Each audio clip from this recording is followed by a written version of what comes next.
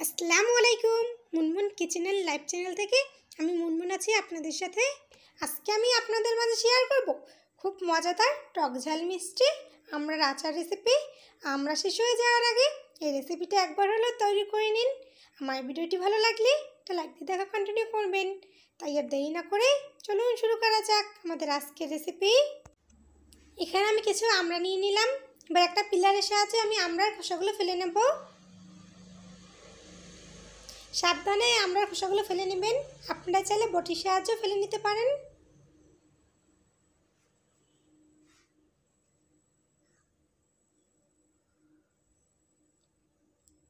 আমি একটা আমড়ার খোসা ফেলে নিলাম। এভাবে আমি সবগুলো ফেলে নেব। আমি আমড়ার এই খোসাগুলো ফেলে দেবো না, এগুলো দিয়ে নতুন একটা রেসিপি তৈরি করে দেখাবো। আমি সবগুলো আমড়ার খোসা ফেলে নিয়েছি। এবার এগুলোকে আমি ভালোভাবে ধুয়ে নেব। এগুলোকে আমি ভালোভাবে ধুয়ে কেটে হালকা একটু ভাপ দিয়ে নেব। আমি অফ ক্যামেরায় কেটে ভাপ দিয়ে নিয়েছি। এবার এটাকে আমি রান্না করে নেব।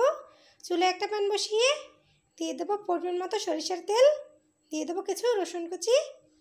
এখন কিছুক্ষণ একটু রসুনগুলোকে ভেজে নিতে হবে। আমি কিছুক্ষণ রসুনগুলো ভেজে নিলাম। এবার এখানে দিয়ে দেবো পরিমাণ মতো হলুদের গুঁড়া। এখন আবার কিছুক্ষণ একটু নেড়ে নেব। এবার সেই ভাপ দিয়ে রাখা আমড়াগুলো দিয়ে দেবো। এখন ভালোভাবে কিছুক্ষণ নেড়ে নেব। আমড়াগুলো হালকা একটু ভাপ দিয়ে নিলে চিনির পরিমাণ কম লাগবে।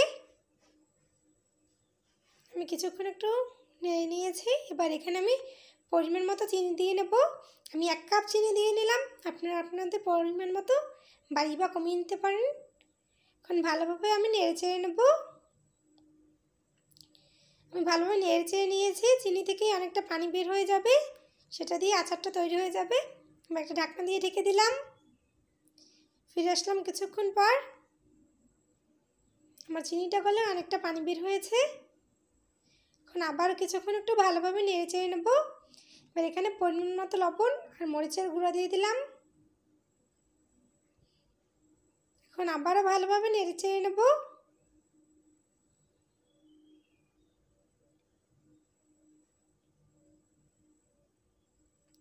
আমি ভালোভাবে নেড়ে চেড়ে নিলাম। এবার একটা ঢাকনা দিয়ে ঢেকে দেবো।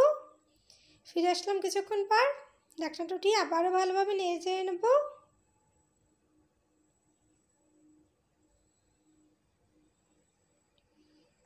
এবার এখানে আমি দিয়ে দেবো পাঁচফোড়নের গুঁড়া। আমি শুকনো মরিচ আর পাঁচফোড়ন একসাথে ভেজে গুঁড়ি করে নিয়েছি। এবার আমি এটাকে দিয়ে ভালোভাবে নেড়ে নেব। এভাবে আস্তে আস্তে নাড়তে নাড়তে পানিটাকে শুকিয়ে নিতে হবে। আমি নাড়তে নাড়তে পানিটা শুকিয়ে নিয়েছি। আমার আচারটা প্রায় তৈরি হয়ে গেছে। আমি অল্প কিছুক্ষণ আর একটু রান্না করে এটাকে নামিয়ে নেব। আমার আচারটা রান্না করে নেওয়া শেষ। এবার এটাকে আমি একটা প্লেটে পরিবেশন করে নেব। আমি একটা প্লেটে পরিবেশন করে নিচ্ছি।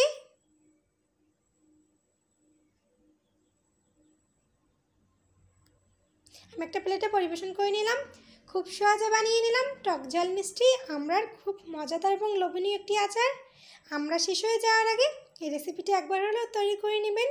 আমার ভিডিওটি ভালো লাগলে লাইক কমেন্ট শেয়ার করবেন। আমার চ্যানেল নতুন হয়ে থাকলে আমার চ্যানেলটি সাবস্ক্রাইব করে পাশেই থাকবেন।